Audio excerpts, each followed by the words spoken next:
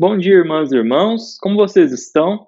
Conforme vimos em aulas anteriores, o livro de Atos dos Apóstolos está repleto de personagens que nos inspiram através dos legados de fé deixados por eles. Dentre os homens e mulheres que fizeram parte da história das primeiras comunidades cristãs, Dorcas será o alvo do estudo de hoje.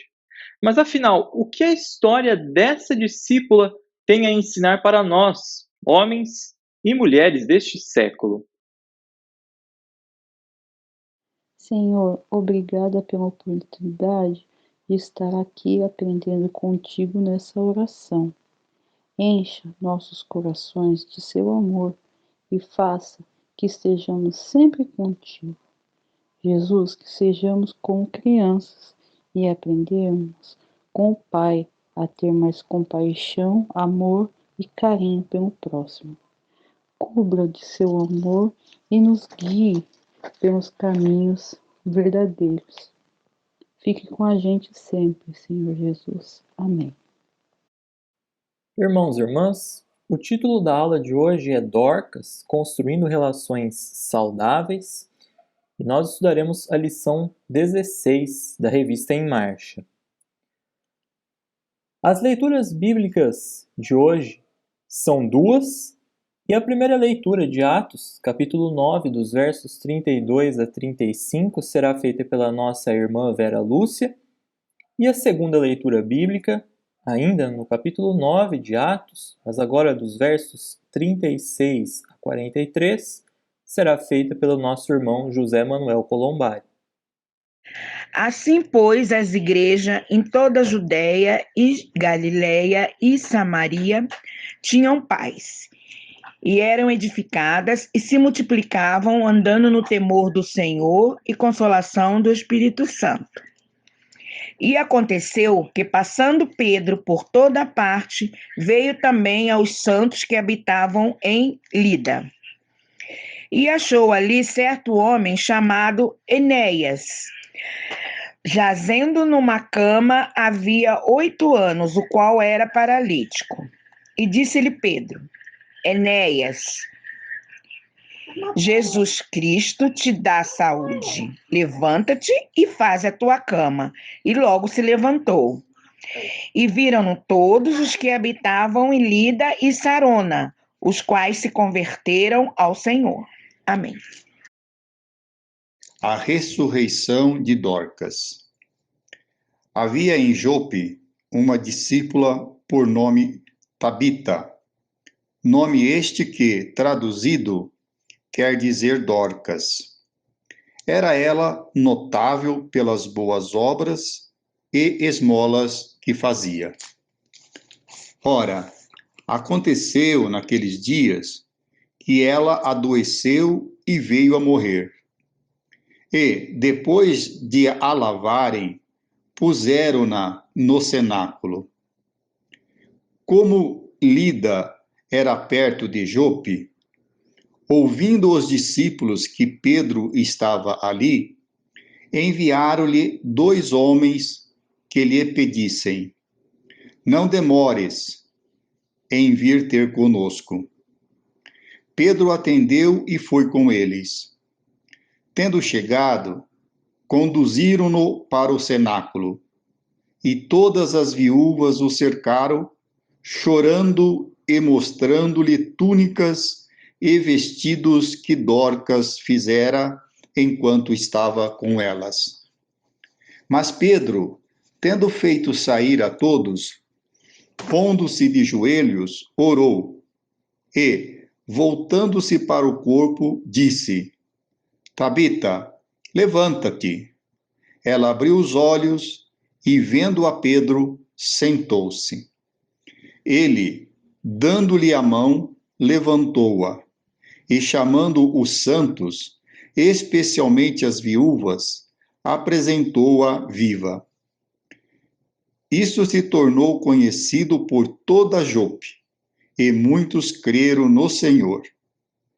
Pedro ficou em Jope muitos dias, em casa de um curtidor chamado Simão. Palavra do Senhor. Deus seja louvado. Amém. A história de Dorcas faz parte da coletânea de textos sobre os milagres do apóstolo Pedro. Era um período de paz e crescimento da igreja por toda a Judéia, Galiléia e Samaria, e neste tempo, Pedro era quem pastoreava essas comunidades. Duas cidades aparecem no contexto do pastoreio, Lida e Jope. Em Lida, o apóstolo se encontra com Enéas e restaura sua saúde, conforme a leitura bíblica feita pela nossa irmã Vera Lúcia. Mas, nessa mesma cidade, Pedro se depara com dois homens de Jope, que, enviados por algumas pessoas que conviviam com Dorcas, foram pedir ajuda ao apóstolo, conforme a leitura feita pelo nosso irmão José Manuel Colombari. Eu trouxe esse mapa para que nós tenhamos noção da localização dessas duas cidades. Vejam que eu destaquei Jope e Lida. Jope era uma cidade portuária que ficava a cerca de 15 quilômetros de distância de Lida. O texto bíblico nos apresenta Dorcas como uma discípula. É importante nós destacarmos que as pessoas discípulas eram pessoas que se dedicavam ao estudo, ao comprometimento, à transmissão da palavra de Deus, a transmissão de tudo aquilo relativo às Escrituras. Mas não somente a transmissão oral, mas também a prática daquilo que se dizia na palavra de Deus. Por ser seguidora de Jesus, Dorcas tinha a tarefa, então, de transmitir e testemunhar as palavras e os feitos do Mestre.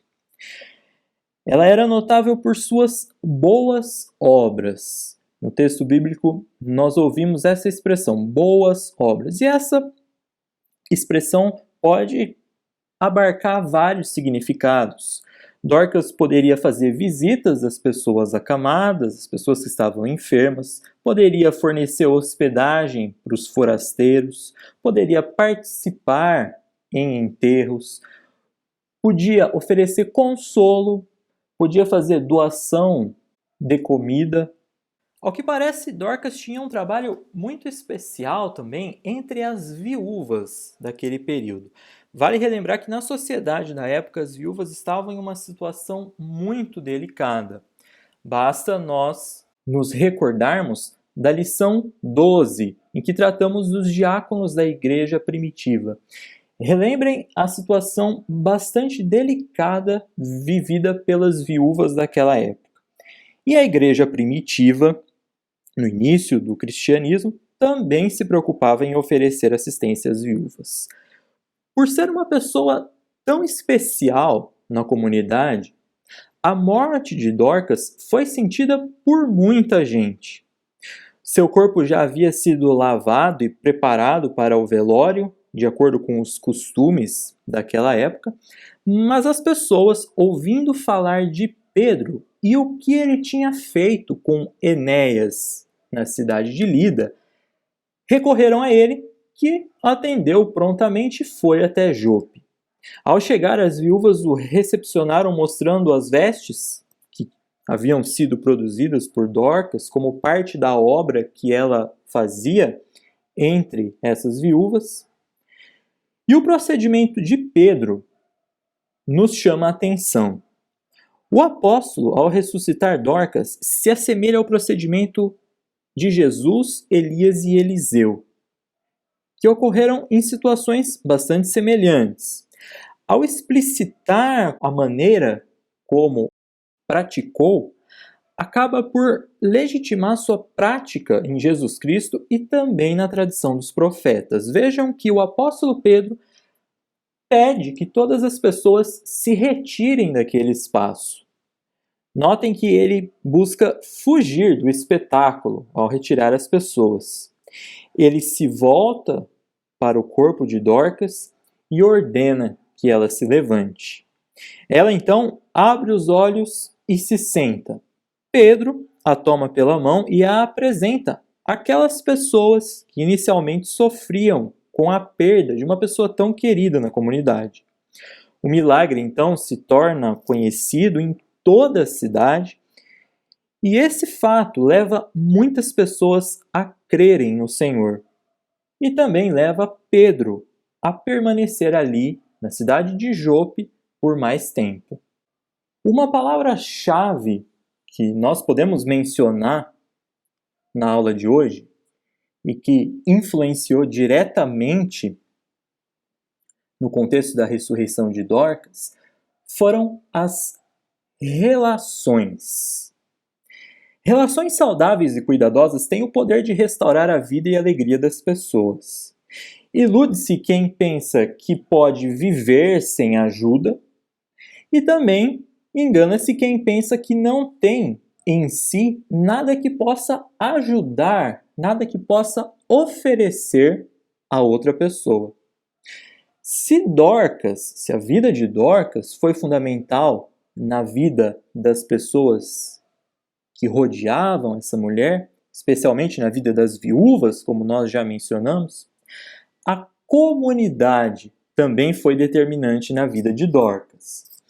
Vejam que é importante nós pontuarmos isso. A ressurreição de Dorcas foi, de fato, fruto da vontade divina. Mas também acabou sendo fruto das relações que ela estabeleceu com as pessoas. Quando nós pensamos nesse milagre dentro da perspectiva das relações, isso nos ajuda a evidenciar a maravilhosa relação que Dorcas estabeleceu com a sua comunidade em Jope. Foi o amor que as pessoas tinham por Dorcas e também a doação que ela fazia, a doação no sentido de doar tempo, no sentido de dedicar-se à obra, que fez com que essas pessoas fossem buscar Pedro. Ajudar a Dorcas era o mesmo que ajudar a toda a comunidade. Vejamos então em que a experiência de Dorcas e da comunidade de pessoas que a rodeavam nos ajudam a pensar no modelo relacional que a igreja pode e deve almejar. Tanto Dorcas quanto a comunidade serviram a quem precisava. Dorcas, no momento que mais precisou, também foi servida. Isso nos traz à mente o serviço ao próximo, o ato de servir ao próximo. A igreja precisa investir em relações saudáveis que sirvam as pessoas em suas mais diferentes necessidades, sejam necessidades de âmbito espiritual, necessidades na área emocional. Isso só acontece à medida que o afeto e a humildade dirigem as relações que estabelecemos entre as pessoas dentro da igreja. Dorcas proporcionou às viúvas experiências que permitiram que, diante da morte da discípula, a comunidade não se conformasse. A comunidade libertou-se do conformismo. As pessoas se organizaram para buscar ajuda e não mediram esforços para isso. Isso tem, em muito, a nos ensinar a respeito da mudança de comportamento, a saída da zona de conforto, a não se conformar, a não permanecer no conformismo. E, sobretudo, coragem para deixar as prioridades pessoais de lado e agir pelo bem comum. Lembrem-se, estamos em um direcionamento falando a respeito disso em relação ao estabelecimento de relações saudáveis entre as pessoas na igreja. A ressurreição de Dorcas foi possível porque o que tinha acontecido em Lida com Enéas foi difundido, foi transmitido, ou seja, a mensagem foi transmitida. Quando nos tornamos uma comunidade que anuncia o Cristo vivo, que ama e transforma a vida, as pessoas certamente são alcançadas pela graça de Deus. Nesse sentido, A igreja precisa se preocupar constantemente com o tom da mensagem e o tipo de testemunho que ela anuncia e vivencia em relação às demais pessoas. Lembrem-se, eu comentei a respeito disso em outras aulas. Aqui, quando nós estivermos falando de igreja, não estamos falando tão somente da igreja metodista em Pirassununga, mas sim estamos falando de igreja com I maiúsculo. É a igreja no sentido do corpo de Cristo. É a igreja no sentido de comunidade. E assim fica bem notório a necessidade da igreja em anunciar os feitos de Jesus. E claro, esse anúncio só pode ser feito através dos membros da igreja, dos membros da comunidade cristã. Ao final desse estudo, podemos nos fazer a seguinte pergunta: o que fazer para que as relações humanas na igreja sejam amorosas, vivas e transformadoras? Quando pensamos nas relações que estabelecemos e que vivenciamos dentro e fora da igreja, precisamos refletir sobre o quanto estamos colaborando para que essas relações se tornem curativas ou tóxicas. Vejam que há um propósito relacional da vida espiritual com Deus e em comunidade, ou seja, a maneira como nos relacionamos com Deus e com as pessoas tem papel decisivo no bem-estar dos grupos onde nos inserimos, seja na igreja, em nossa casa ou em nosso trabalho. Que através do testemunho de Dorcas possamos avaliar a nossa caminhada e a nossa disposição em servir a Deus. Irmãs e irmãos, vocês estão vendo as referências bibliográficas da aula de hoje, elas estão sendo exibidas na tela. Nossa irmã Darlene fará a oração que irá encerrar a aula de hoje, e logo em seguida ouçamos o recado que o nosso irmão João Batista Cital irá nos dar. Eu aproveito para desejar a todos vocês um ótimo domingo, que Deus possa nos guardar nessa semana que se inicia. Até mais! Pai amoroso, louvamos-te por tua bondade, amor e cuidado. Reconhecemos que tu és o nosso refúgio e fortaleza. Agradecemos-te por este dia e por todas as bênçãos que recebemos de ti, e por vermos a beleza da tua criação. Pedimos, Senhor, a paz ao nosso mundo e a provisão para as necessidades de todos os teus filhos. Eu oro em nome do seu Filho amado, Jesus Cristo. Amém.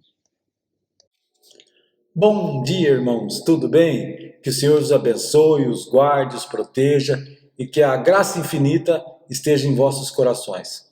Amados irmãos, eu quero convidá-los a participar no dia 6 de setembro, aí na nossa escola dominical, assistir a aula que nós vamos compartilhar com os irmãos. E essa aula vai chamar-se Lídia, a vendedora de púrpura. E é uma história muito bonita de Lídia, de como ela cuidava dos apóstolos, como ela abriu a casa dela para compartilhar o evangelho, depois dela conhecer o Senhor Jesus. Eu conto com vocês e que vocês tenham um domingo maravilhoso na graça e na presença do Senhor. Deus os abençoe.